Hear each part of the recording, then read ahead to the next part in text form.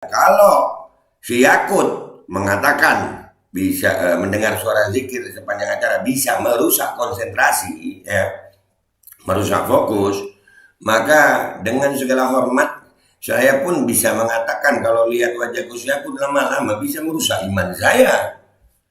Bahaya kalau rusak iman ya. Tunggakan pembayaran tersebut diklaim Marki telah menimbulkan potensi berbagai masalah seperti efisiensi karyawan. Waduh, ada yang dipecat dong ya, kesian ya. Performa hotel yang dianggap gagal, pemotongan upah dan service charge, utang usaha menumpuk, restitusi pajak, dan lain sebagainya. Wah, jangan gitu dong Pak Kemenag, jangan rusak fokus sama zikir, makanya tuh bayar dah tuh, kesian hotel. Dan semoga Allah subhanahu wa ta'ala menghancurkan sehancur-hancurnya para pelaku pembantaian 6 syuhada pengawal kami dan yang memerintahkannya, serta para aktor intelektualnya juga yang merestuinya, dan semua yang terlibat dalam pembantaian sadis dan brutal tersebut secara langsung maupun tidak langsung. Allahumma dammirhum tadmira waqtulhum balada wala tughadir minhum ahada ya qawi ya matin ya muntaqim amin ya rabbal alamin. Allahu Akbar, Allahu Akbar. Bismillahirrahmanirrahim guys. Sekarang ada babe rolen, babe roti molen. Roti ini dibuat yang pasti rasanya enak ya, ada 3 rasa. Nih, ada pisang keju, ada tape keju, ada pisang coklat. Ini dibuat tanpa bahan pengawet dan melayani pesanan-pesanan kalian yang seputaran Jabodetabek, bisa buat nemenin ngopi, buat acara-acara boleh. Dan ini karena gue paling suka pisang keju, nih gue dulu yang nyoba nih. Nih dia tuh kayak crunchy gitu depannya tuh. No.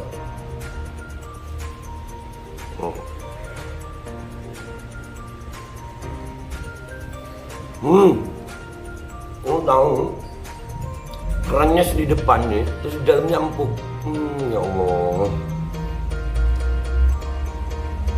Udah nggak usah lama-lama, lu kalau kepingin langsung pesen aja, itu ada nomor WA-nya, nanti gua kalau cantumin, ada juga IG-nya, langsung pesen, murah.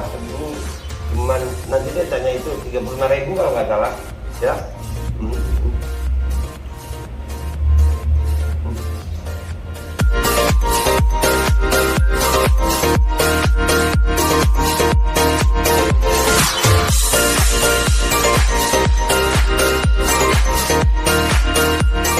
Assalamualaikum warahmatullahi wabarakatuh. Welcome back, selamat datang lagi di channel Babe Aldo, YouTuber rakyat biasa yang tetap santuy, tetap sehat, dan jangan lupa ngopi. Bismillahirrahmanirrahim.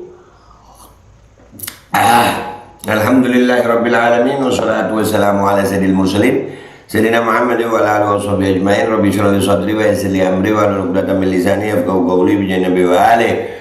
Salam revolusi akhlak, semangat revolusi akhlak. Semoga akhlak itu jadi lebih baik hari ini dibanding kemarin. Panjang umur, perjuangan, merdeka, Allahu Akbar. Salam sejahtera bagi seluruh rakyat Indonesia dimanapun kalian berada. Semoga kalian semuanya dalam keadaan sehat walafiat, tidak kurang suatu apapun. Dan mudah-mudahan kalau ada yang sakit dari kalian itu menjadi sakit menghapus dosa, menambah pahala. Sakit yang insya Allah segera disehatkan oleh Allah SWT dalam sehat yang manfaat, amin ya rabbal alamin. Kali ini berita kita ya, kemarin udah viral berapa hari ya sebenarnya ya, pernyataan Menteri Agama ya Mr. Yakut. Emang keren, habis mempermasalahkan azan ya kan, nyamain sampai kontroversi banget itu, kontroversi dah, banyak yang rame itu, tapi kan nggak diproses ya. Ada juga yang lapor tapi nggak diproses tuh. Menteri gimana sih lu? Makan pepaya dulu deh. Kenapa makan pepaya? Supaya memperlancar pencernaan. Apa hubungannya be? Gue takut baca berita begini pencernaan gue nggak lancar langsung. Menteri Agama sekarang mempermasalahkan masalah zikir. Dah. Ada gitu, ada. Di mana? Sono.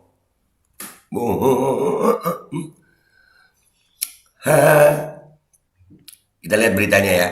Omongan Menak Yakut langganan jadi kontroversi. Jokowi pilih menteri nggak ada yang beres.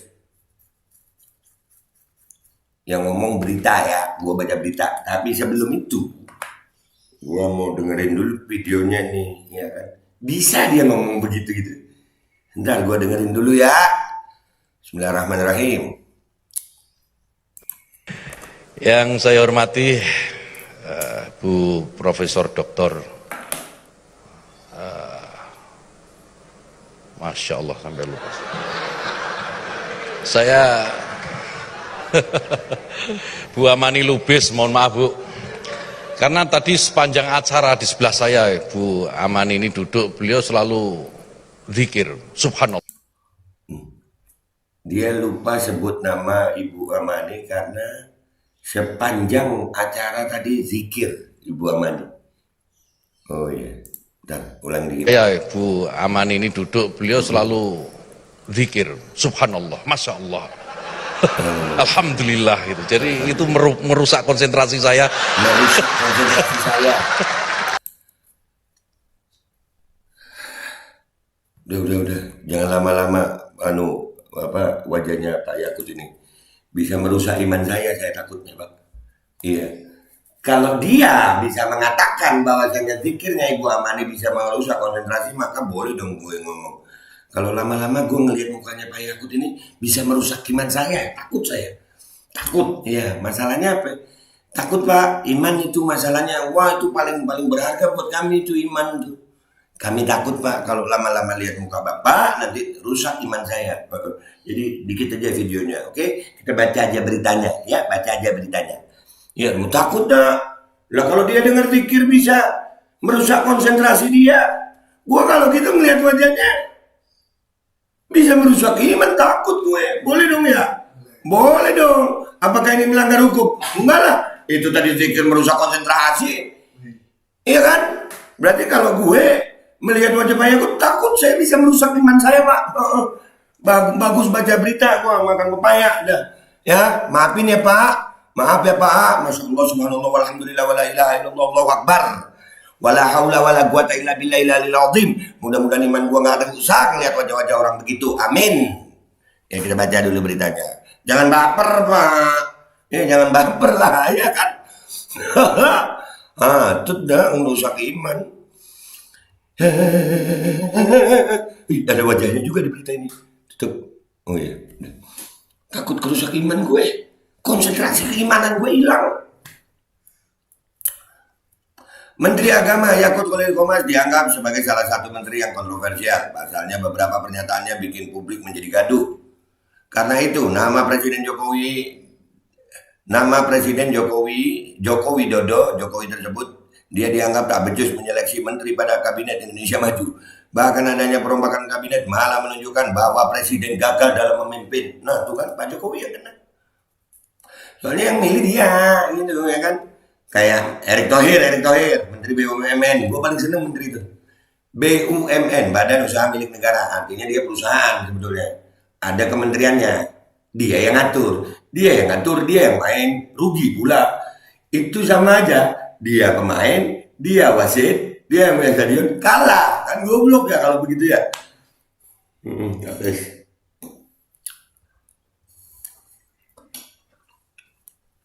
Kalau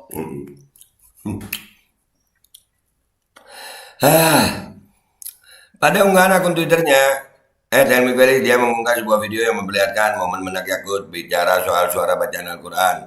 Menak Yakut ketika memberikan sambutannya sampai blank akibat mendengar seorang rektor membaca bacaan zikir. Mohon maaf Bu, karena tadi sepanjang acara sebelah saya Bu Rektor duduk selalu zikir subhanallah, masya Allah. Jadi itu merusak konsentrasi saya. Ini Bu Rektor atau pimpinan Majelis Taklim sepanjang acara begitu, kata Menak Yakut pada video. Waduh. Iya ya. Helmi Felix menilai Yakut merupakan satu-satunya menteri agama yang gemar menyakiti perasaan umat beragama. Nama Presiden Jokowi pun ikut terseret-seret. Jokowi pilih menteri gak ada yang beres, oleng semua tegasnya. Iya, oleng anjir. Kapal oleng kapten. Dikutip Selasa 27 Desember. Berikut deretan kontroversi Menak Yakut. Mengafirmasi hak beragama bagi kelompok Syiah dan Ahmadiyah. Menak Yakut pernah membuat sebuah kebijakan yang mengafirmasi hak beragama bagi kelompok Syiah dan Ahmadiyah. Gus Yakut mengungkapkan bahwa setiap warga negara berhak memiliki kedudukan yang sama terutama pada hak beragama. Gus Yakut juga menyatakan bahwa sebagai Menteri Agama ia selalu siap untuk memfasilitasi dialog untuk menjembatani perbedaan beragama. 2. Mengucapkan selamat hari raya Nauruz ke komunitas Bahai.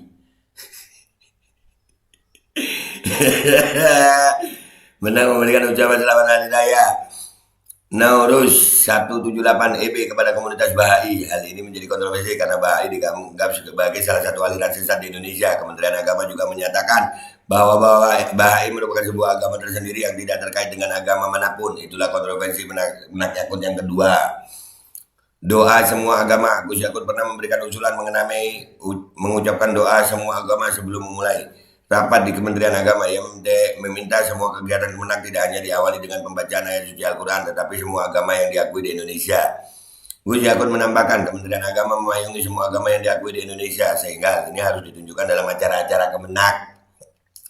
4. Membandingkan suara toa masjid dengan gonggongan anjing. Kontroversi terbaru terjadi usai mengeluarkan surat edaran SE nomor 5 tahun 2022 tentang pedoman penggunaan pengeras suara di masjid dan musola yang menegaskan bahwa tidak ada pelarangan penggunaan pengeras suara di tempat ibadah.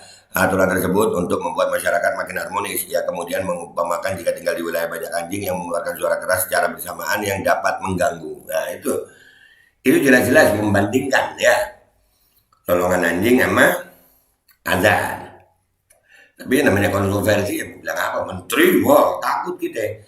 Cuman kita boleh bilang, kalau si Yakut mengatakan bisa mendengar suara zikir sepanjang acara bisa merusak konsentrasi, ya, merusak fokus, maka dengan segala hormat, saya pun bisa mengatakan kalau lihat wajah Gus Yakut lama-lama bisa merusak iman saya. Bahaya kalau rusak iman ya. Tapi dia Menteri Agama kita hormati, tapi nggak mau lihat wajahnya gitu. Takut gue. Nanti iman gue rusak gimana? Nanti ada itu kan ada ya di sono. Bukan gue sekarang. Tahu kan lo? Kalau nggak salah masih ada hubungan darah. Sama siapa? Sama Ono. Kemarin sempat gue angkat itu yang gini-gini. Iyalah, gue takut merusak iman. Dan juga ada berita tentang Kementerian Agama ya. Nih beritanya juga perlu gua angkat nih. Perlu. 61 hotel Jogja minta solusi tunggakan 11 miliar rupiah acara Kemenak. Lu. 61 hotel. 61 hotel 11 miliar rupiah ditunggak sama Kemenak. Kemenak itu Kementerian Agama ya? Menterinya siapa? Yakut ya? Oh, berita itu baca dulu deh. Ini CNN tuh. Wah, Selasa 27 Desember. Kalau omongan Kemenak tadi tuh beritanya 28 Desember. Ini Senin. 27 Desember, iya. Waduh, kita baca dikit-dikit aja ya. Tapi dibaca full nggak apa-apa juga. Jakarta, CNN Indonesia sebanyak 61 hotel di daerah istimewa Yogyakarta menuntut penyelesaian pembayaran tunggakan tagihan total 11 miliar rupiah terkait kegiatan Pesta Paduan Suara Gerejawi Pes Parawi Nasional 13 yang dihelat Kementerian Agama pada Juni 2022. Wah, Juni loh acaranya. Sampai sekarang belum dibayar sama Kemenak. Malah ngomongin zikir. Konsentrasi apa yang rusak, Pak?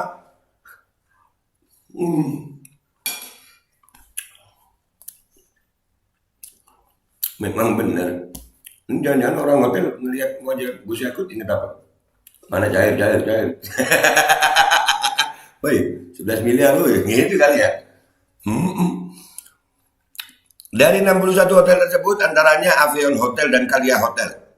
Mereka dilibatkan dalam memfasilitasi para peserta kegiatan yang datang dari berbagai daerah di tanah air.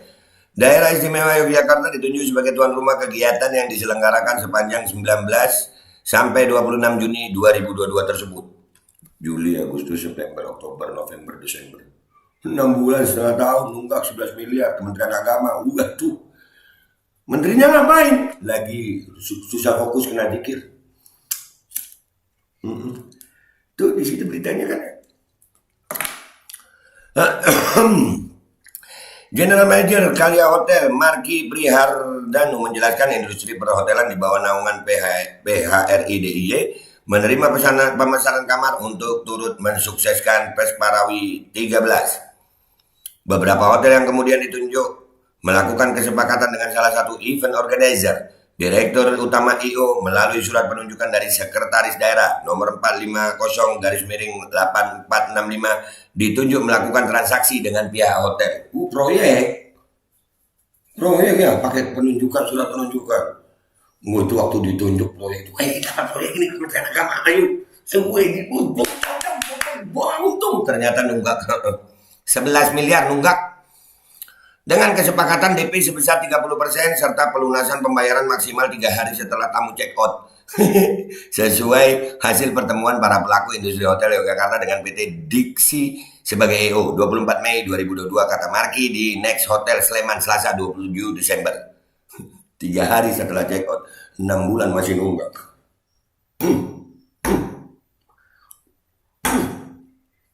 Saya nusuk ates, kebayang. Nusukan namanya. Nusukan ini.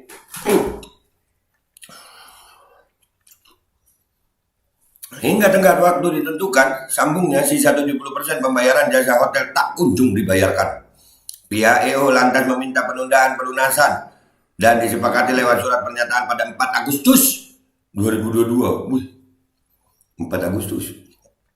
Sampai jatuh tempo yang disepakati yakni 10 Oktober 2022 tetap tidak ada pelunasan pembayaran. Hasil rekapitulasi pelaku industri perhotelan bersama PHRI Daerah Istimewa Yogyakarta mencatat ada lebih kurang 61 hotel yang belum mendapatkan bayaran untuk jasanya dalam kegiatan Pesparawi 13. Total tagihan menurut Marki mencapai 11 miliar rupiah.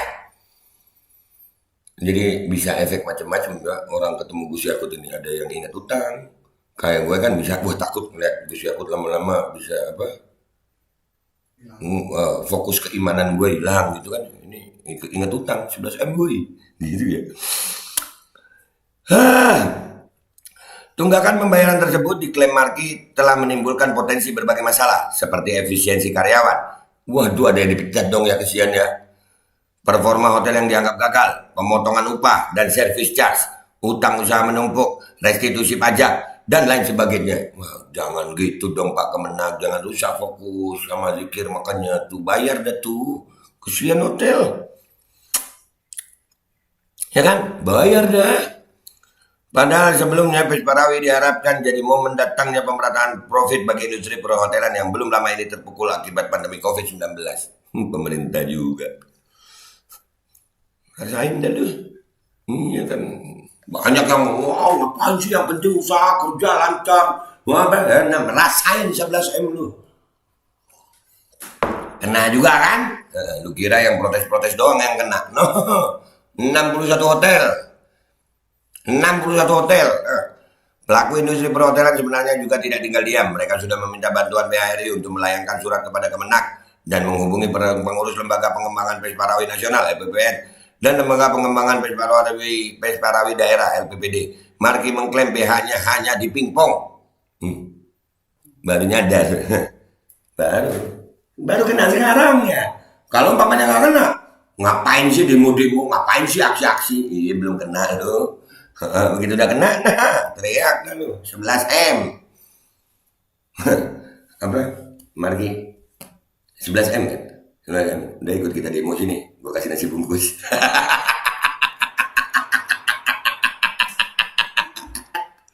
Aduh. Marki mengatakan pihaknya menyadari soal keputusan Menteri Agama RI nomor 636/2021 tentang panitia pelaksana Pesparawi 13 2022 dan SE LPPN nomor 09/SE/LPPN -V/2022 tentang pembagian kamar peserta Pesparawi. Disebutkan dalam keduanya bahwa pembayaran kamar hotel sepenuhnya merupakan tanggung jawab IO. Oleh karenanya langkah mendatangi IO juga sudah dilakukan meski akhirnya nihil solusi. Beberapa hotel ujung-ujungnya pun memutuskan untuk mempolisikan Direktur Utama IO. Dirut IO sendiri semakin sulit dan tidak dapat diajak komunikasi lagi hingga saat ini. Lanjut Marki. Victor Wisuda Manurung dari Dafna Internasional selaku operator sejumlah hotel termasuk Avion Hotel menambahkan jika para pelaku usaha perhotelan di daerah istimewa Yogyakarta meminta kejelasan atas nasib pembayaran tunggakan ini kepada Kemenak RI, Panitia Pesparawi 13, pengurus LPPN dan LPPD. Yang lebih penting adalah yang menjadi solusi buat kami yang bisa menjadi titik terang untuk kapan ini dibayar. Atau siapa yang membayar, siapa yang bisa support, atau siapa yang bisa mendorong agar tunggakan ini terbayar. Kesian. Turut berduka cita 11M. Aduh.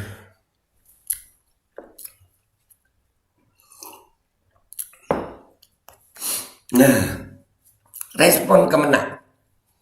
Saat dikonfirmasi Kanwil Kemenak DIY, Mas Min Afif mengatakan pihak EO sebelum acara berlangsung telah mengetahui kesepakatan dan tanggung jawabnya untuk menggenapi kekurangan dana. Kemenak DIY yang sudah menunaikan penyaluran dana 20 miliar rupiah kemudian mempercayakan sisanya kepada EO yang bersedia berburu sponsor. Kan? Rupanya sponsor nggak dapat. Dicek dah itu kenapa Kemenak milih EO itu. Pasti dah. Lu yang gua tunjuk kan gitu. Kira-kira gua dapat apa? Bisa begitu nggak? Ini kalau diusut sama PPATK, sama KPK. Udah tanda tangan gue. Iya kan? Mas Min menuturkan Pemda DIY juga menggelontorkan 10 miliar rupiah untuk menyokong kecukupan dari total dana yang dibutuhkan gelaran Pesparawi sebesar 40 miliar rupiah.